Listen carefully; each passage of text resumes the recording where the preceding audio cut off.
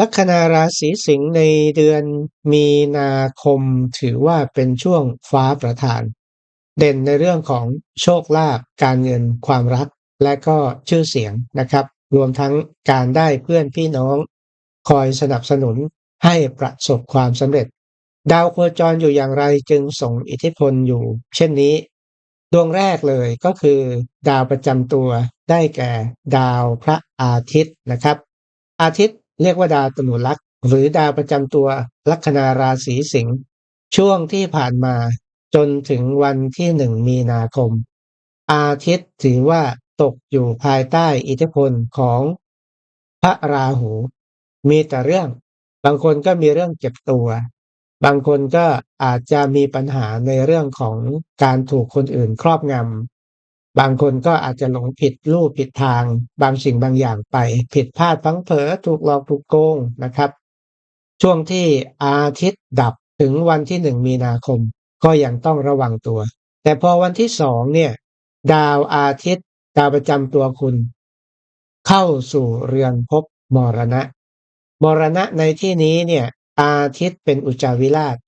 โอกาสของคุณมีทั้งดีและเสีย บางคนก็เจ็บไข้ได้ป่วยติดเชื้อแล้วก็มีค่าใช้จ่ายสิ้นเปลืองในหลายเรื่องแต่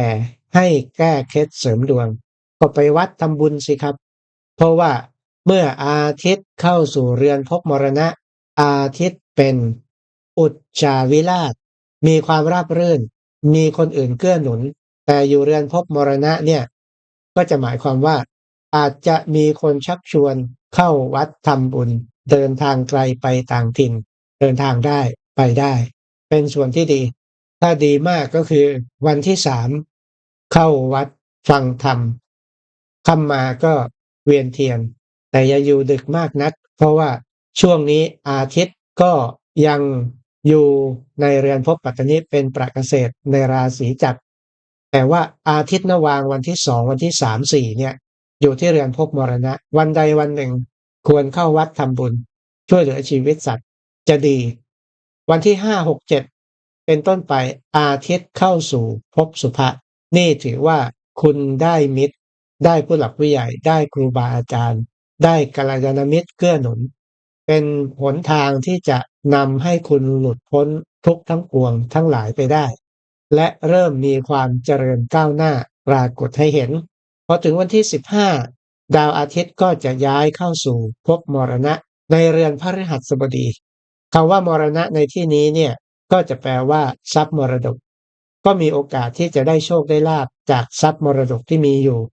หรือบางคนก็อาจจะได้จากวัดได้จากโรงพยาบาลได้จากการค้าขายโดยการเดินทางต่างถิ่นแดนไกลมีโอกาสที่จะได้เดินทางไกลหรือได้ลาภได้ผลจากสิ่งที่ตายเช่นได้ทรัพย์มรดกเป็นต้น เพราะอะไรจึงแปลเช่นนั้นก็เพราะว่าอาทิตย์อยู่เรือนพฤหัสส่วนพฤหัสก็เป็นสี่แก่อาทิตย์ผู้มิตรถึงกันพฤหัสอยู่ในเรือนภพลาภะณวางเกาะอาทิตย์อยู่ที่ภพสุภะในช่วงหลังจากที่คุณได้เข้าวัดทำบุญไปแล้วค่อนข้างจะมีความสำเร็จแต่ขณะเดียวกันก็จะต้องดูแลสุขภาพตัวเองด้วยเพราะดาวคู่ธาตุไฟจะ มาโคจรร่วมกันในราศีธาตุน้ำเรือนภพมรณะเจ็บไข้ได้ป่วยไม่สบายเพราะอาการแปรปรวนของอากาศหรือความร้อนความเย็นในร่างกายไม่เสมอกันทำให้เจ็บไข้ได้ป่วยปวดหัวตัวร้อนได้และอีกอย่างหนึ่งก็คือเรื่องของอารมณ์ที่จะเป็นปัญหาแต่บางคนก็จะหมายถึงภาระหนี้สินความเครียดวิตกกังวลมาทำให้ตัวเองอยู่ไม่นิ่ง ก็มีความเป็นไปได้อีกนะครับแต่อย่างไรก็ตามอาทิตย์อยู่ในเรือนภพมรณะอุจจาวิราชแนวทางที่ดีที่สุดก็คือการเข้าวัดถือศีลปฏิบัติธรรมบ้างเพื่อเป็นการเสริมดวงชะตาแก้เคราะห์แก้เคล็ดเพราะว่าดาวเสาร์เนี่ยก็เป็นดาวภพอริแล้วโคจรในภพมรณะความหมายในด้านที่ดีก็แปลว่าเป็นช่วงหมดหนี้หมดสิน ทรัพย์สินเงินทองสิ้นเปลืองใช้หนี้ไปหมดแล้วก็เมื่อดาวพระเสาร์อยู่ในภพมรณะเนี่ยเมื่อหมดหนี้หมดสินแล้วอาทิตย์เข้ามาเสริม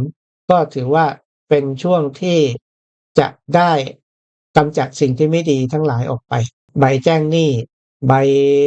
ทวงหนี้อะไรต่างๆเผาทิ้งไปจบแล้วสิ้นสุดแล้วแปลความหมายนี้ก็ได้แต่สำหรับคนที่ทุจริตผิดกฎหมายกู้ยืมมีหนี้ไม่ใช้มีโอกาสที่จะเสียหายได้เช่นเดียวกันเดือดร้อนแปลได้ทั้งสองอย่างเพราะเรือนเนี้ยเป็นเรือนทุสถานภพแม้ว่าอาทิตย์จะได้ตำแหน่งที่ดีเรียกว่าอุจจาวิราชแต่ที่ต้องระวังก็คืออย่าไปเป็นหนี้เพราะใครอย่าไปค้ำประกันใครตัวเองจะเสียหายขณะที่ดาวพุธก็เป็นดาวลาภะรายได้ลาภผลของคุณแล้วก็เป็นดาวการเงินของคุณด้วยโคจรอยู่ในเรือนภพปัตตนิร่วมกับพระราหูก็อาจจะมีความเสียหายเพราะว่าดาวคู่ศัตรูกันผิดพลาดพลั้งเผลอถูกหลอกถูกโกงไปค้ำประกันใครไปทำสัญญาอะไรกับใครไว้โดยเฉพาะเรื่องผลประโยชน์เรื่องของการเงินไม่ดีโอกาสที่จะเสียหายถูกหลอกถูกโกงมีสูงมากนะครับแต่ในส่วนที่ดีวันที่2ดาวพระศุกร์จะย้ายเข้าสู่ภพมรณะศุกร์จะเป็นมหาอุดเหมาะแก่การเดินทางไกลไปต่างถิ่นมากครับเพื่อการประกอบอาชีพการงานแล้วศุกร์เนี่ยก็คือดาวภพสหัชชะเพื่อนพี่น้องสังคมการเดินทางเมื่อร่วมกับดาวพระอาทิตย์ในช่วงกลางเดือนก็เป็นคู่สมพลแต่ว่าดาวศุกร์เนี่ยเข้ามาตั้งแต่วันที่2ที่เรือนภพมรณะแก้คำว่ามรณะที่แปลว่าค่าใช้จ่ายความสิ้นเปลืองความเสียหายความเจ็บป่วยด้วยการสละทรัพย์ทำบุญกับคนป่วยคนเจ็บคนตายสักหน่อยหนึ่งเพื่อเป็นการแก้เคล็ดหรือวันที่2วันที่3ตักบาตรทำบุญสร้างกุศลใครจะเข้าวัดถือศีลก็ดีมากถือว่าแก้คำว่ามรณะเพราะว่าสหัชชะไปมรณะกัมมะไปมรณะแปลว่าไปทำกิจณที่วัดกับบรรดาเพื่อนพี่น้องสังคมไปทำบุญทำกุศลไม่เช่นนั้นแล้วเนี่ยคำว่าสุขมรณะดาวเพื่อนพี่น้องมาตกมรณะเพื่อนพี่น้องก็จะจากลาไปเจริญรุ่งเรืองไม่ใช่ไปเสียหายดาวกัมมะไปมรณะอันนี้ก็จะแปลว่าได้ไปทำงานต่างถิ่นแดนไกลบางทีก็อาจจะทำให้คุณขัดแย้งลำบากเสียหายเพราะมีดาวพระเสาร์เจ้าหนี้เจ้าสินมาอยู่ด้วยในเรือนภพมรณะจึงแนะนำแก้เคล็ดกันก่อนสำหรับลัคนาราศีสิงห์นะวิธีการแก้เคล็ดก็คือว่าการนำพาเพื่อนพี่น้องสร้างบุญสร้างกุศลที่วัดวาอารามด้วยข้าวปลาอาหารตักบาตรทำบุญจะเป็นการดีมากวันที่3วันมาฆบูชาถือเป็นโอกาสอันดีนะครับแล้วก็เป็นช่วงที่พระเกศมาร่วมกับพระราหูที่เรือนภพปัตตนิด้วยเมื่อทำบุญแล้วก็อุทิศให้แก่ผู้ที่ตัวเอง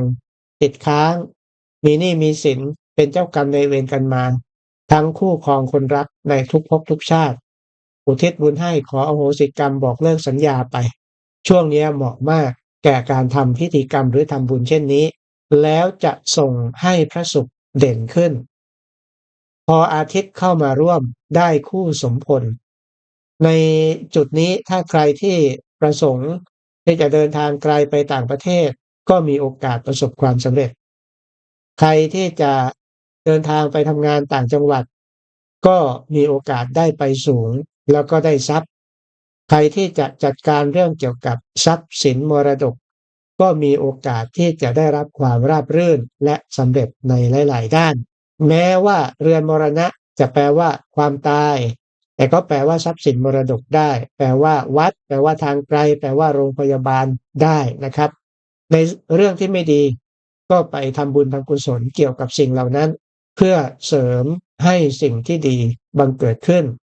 นะก็จะได้โชคได้ลาภจากคนทางไกลกิจการงานก็จะประสบความสำเร็จส่วนดาวเสาร์ในเดือน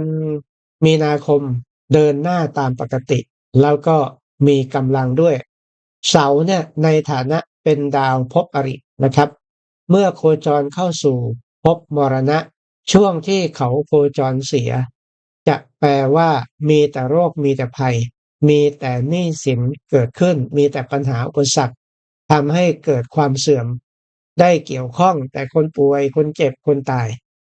แต่พอพระเสาร์เดินหน้าและมีเงื่อนไขว่าแก้เคล็ดเสริมดวงกันนะก็คือการที่คุณได้ช่วยเหลือคนป่วยคนเจ็บคนตายนั่นแหละเป็นกุศลผลบุญอุทิศบุญนั้นให้แก่ผู้ที่ตัวเองยังติดค้างเขาอยู่มีหนี้ใช้หนี้คนที่ล่วงลับดับขันไปแล้วก็ทำบุญอุทิศให้เมื่อเสาร์เริ่มเดินหน้าโดยเฉพาะเดือนมีนาคมเข้าสู่ภพมรณะเดินหน้าเต็มตัวเสาร์ณวางอยู่ที่ภพกดุมพระอุจจาวิราชก็จะแปลว่าได้ทรัพย์ได้ทรัพย์จากคนที่ล่วงลับดับขันไปแล้วแต่จะได้ด้วยวิธีไหนบางคนก็คือทรัพย์มรดกแต่บางคนก็คือหมดหนี้หมดสินแล้วก็มีทรัพย์เก็บสักทีไม่ต้องไปใช้หนี้ใช้สินให้ใครแล้วก็เป็นช่วงที่กิจการงานจะเริ่มก้าวหน้าเจริญรุ่งเรืองมากขึ้นเด่นสำหรับคนที่จะไปทำงานต่างถิ่นหรือการขยายสาขากิจการเด่นสำหรับคนที่จะไปทำงานต่างประเทศถือว่าจะประสบความสำเร็จมากและได้รับความราบรื่นในหลายๆด้านอย่างค่อยเป็นค่อยไปมิใช่อย่างรวดเร็วทันใจเพราะนี่คืออิทธิพลของพระเสาร์จะค่อยเป็นค่อยไปเสาอุจจาวิราชแปลว่าได้รับความราบรื่นเรื่องทรัพย์เรื่องการดำเนินการเกี่ยวกับอาชีพในเดือนถัดไปเสาจะเป็นมหาอุดในเรือนภพสหัชชะตำแหน่งทุกอย่างลงตัวแล้วก็จะเริ่มมีการมีงานเข้ามาให้จัดให้ทำมากนะครับแต่ขณะเดียวกันเรื่องเงินเรื่องทองก็ยังต้องระมัดระวังอยู่ดาวพุธเป็นดาวภพลาภะและก็เป็นดาวภพกดุมพะทรัพย์สินเงินทองรายได้ลาภผลการประกอบอาชีพการงานยังต้องเกี่ยวเนื่องกับบุคคลอื่นเทวีโชคในเรือนภพปัตตนิคนที่รักอำนวยเรื่องลาภผลเงินทองทรัพย์สินให้ใช้จ่ายหรือบางคนปัตตนิก็จะหมายถึงหุ้นเรื่องของหุ้นต่างๆได้หุ้นปันผลดีแต่ขณะเดียวกันราหูก็อยู่เป็นคู่ศัตรูกับดาวพุธโอกาสที่จะเสียหายเรื่องทรัพย์เพราะความโลภความอยากได้อาจจะทำให้ตัวเองมีภาระที่ผูกพันรับผิดชอบเรื่องความเสียหายเหล่านั้นได้ต้องระวังเรื่องพวกนี้โดยเฉพาะคนที่ไปค้ำประกันไปทำสัญญาให้กับคนอื่นแต่ถ้าเรื่องของสุขภาพก็ระวังการติดเชื้อโดยเฉพาะทวารหนักทวารเบาเข้ามาเรื่องของอาหารการรับประทานก็เช่นเดียวกันนะครับถ้าป้องกันดีแล้วก็หายห่วงได้แต่พุธกับราหูนี่ก็ต้องระวังเรื่องสัตว์ขบกัดด้วยหรือการได้รับพิษรับภัยจากสัตว์ต่างๆด้วยนะครับอังคารร่วมด้วยมาตั้งแต่วันที่23กุมภาพันธ์ในเรือนภพปัตตนิร่วมกับดาวราหูต้นเดือนอาทิตย์ยังอยู่แล้วก็มีพุธร่วมด้วยช่วงนี้ที่ต้องระวังก็คือเรื่องของคำพูดคำจาการไปค้ำประกันการไปทำสัญญาการให้กู้ให้ยืมไม่เหมาะคุณจะเสียหายจงหลีกเลี่ยงไปแต่ถ้าใครทำไปแล้วคุณก็ต้องเผื่อใจไว้แล้วก็คอยติดตามต่อเนื่องแต่ระวังเรื่องวาจาอาจจะก่อศัตรูได้ระวังเรื่องพวกนี้โรคภัยวาจาการทำสัญญาการค้ำประกันหลายอย่างก็จะพ้นผ่านไปด้วยดีอย่างไรก็ตามดาวอังคารเนี่ยทำหน้าที่เป็นดาวพันธุบ้านเรือนรถราพาหนะที่อยู่อาศัยญาติพี่น้องที่ดินอสังหาและเป็นดาวสุภะด้วยสุภะคือความดีงามของคุณพ่อเจ้านายครูบาอาจารย์หรือคนต่างชาติเมื่อมาอยู่ที่เรือนภพปัตตนิอยู่ที่คุณประสงค์ถ้าคนที่จะประสงค์คู่ครองโอกาสที่จะได้ประสบพบเจอก็มีและมีโอกาสที่จะได้เดินทางไกลไปต่างถิ่นด้วยกันใครที่มีคู่ครองชาวต่างชาติช่วงนี้ก็อาจจะได้ตีตั๋วเดินทางเป็นไปได้ดาวคู่ธาตุมาเจอกันอังคารเป็นอุจจาพิมุขถือว่ามีกำลังพอสมควรแล้วก็ได้คู่ธาตุกับพระราหูราหูได้เกษตรวรโคตเข้มแข็งดีมากจักได้คนที่รักและคนที่รักเนี่ยเป็นคู่บุพเพสันนิวาสด้วยนะเพราะว่าลัคนาสิงห์เนี่ยดาวคู่ครองคือราหูแล้วราหูเนี่ยก็จะมีความพิเศษบางคนก็อาจจะหมายถึง นักโหราศาสตร์บางคนก็อาจจะหมายถึงคนจีนคนต่างชาติเป็นคู่ครองค่อนข้างจะรูปร่างตัวใหญ่ไม่เล็กก็ผอมหัวล้านพุงโตเป็นไปได้หมดหรือบางคนก็มีตำหนิมาก่อนถ้าเรื่องของความรักลัคนาสิงห์ตอนนี้ก็ถือว่าเป็นไปได้สูงที่จะได้ครองคู่เพราะดาวคู่ปัตตนิเป็นเกษตรมีอังคารดาวพันธุและสุภะมาร่วมด้วยญาติพี่น้องผู้หลักผู้ใหญ่ก็ส่งเสริมนะครับสำคัญตรงวาจาตัวเองนี่แหละจะทำให้เสียหายทุกอย่างและบางอย่างก็อาจจะมีเรื่องตัดสินใจเร่งด่วนเร่งรีบเพราะว่าอาทิตย์อยู่หรืออาจจะมีเรื่องเซอร์ไพรส์กันเกิดขึ้นแต่ถ้าใครมีเรื่องของความรักช่วงเนี้ยการทำสัญญาเช่นทะเบียนสมรสอะไรต่างๆเว้นไว้ก่อนค่อยดำเนินการทีหลังให้พุธเดินหน้าไปอยู่ในตำแหน่งที่ดีก่อนแม้ว่า11เมษาพุธจะย้ายเข้ามีนพุธเสียเลยตอนนี้มีเรื่องเสียทรัพย์นะอย่างไม่ต้องช่วงนี้ต้องระมัดระวังตัวกันนิดหนึ่งบางทีก็ต้องเผื่อใจไว้ก่อนแม้ว่าอาทิตย์ย้ายเข้าไปร่วมกับพระศุกร์ความเด่นนั้นมีแล้วก็อังคารก็ยังมีกำลังอยู่นะครับแต่ติดว่าพุธโคจรวิกลคติเรื่องรายได้ลาภผลทรัพย์สินเงินทอง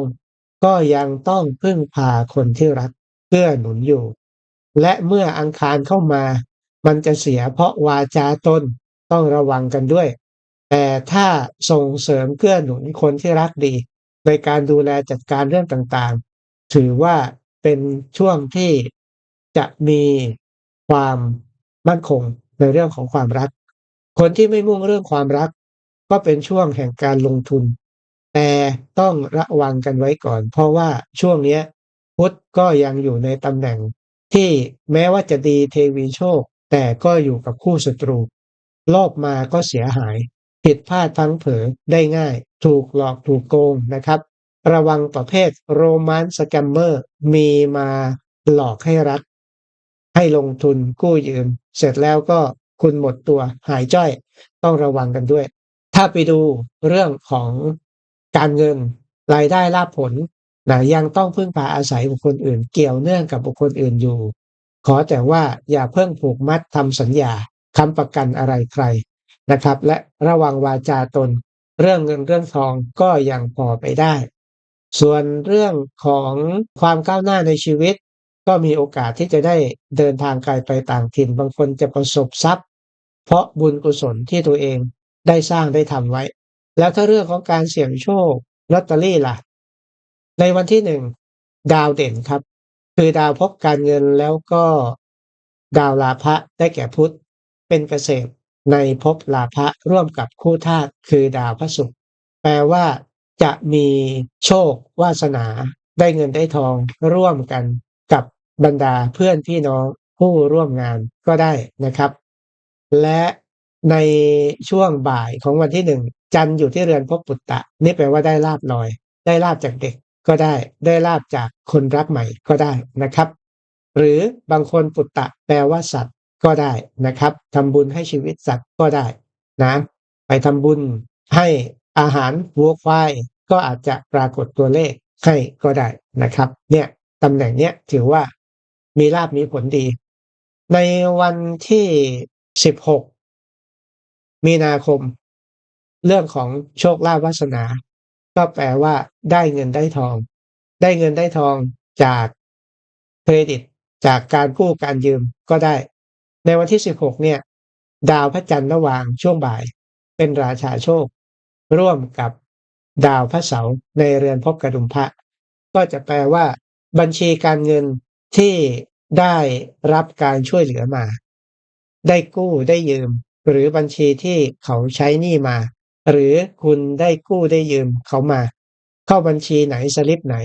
ดูตรงนั้นแหละจะได้ลาภได้ผลดีนะครับแต่ก็ต้องพลิกต้องกลับกันนิดหนึ่งเพราะว่าวันนั้นจันทร์ในอริเป็นประเกษตรมันต้องมีการพลิกแพลงกันนิดหนึ่งแต่จันทร์วางช่วงบ่ายวันที่16ราชาโชคแต่อยู่กับคู่ศัตรูคือพระเสาร์เสาร์คือเรื่องของหนี้สิน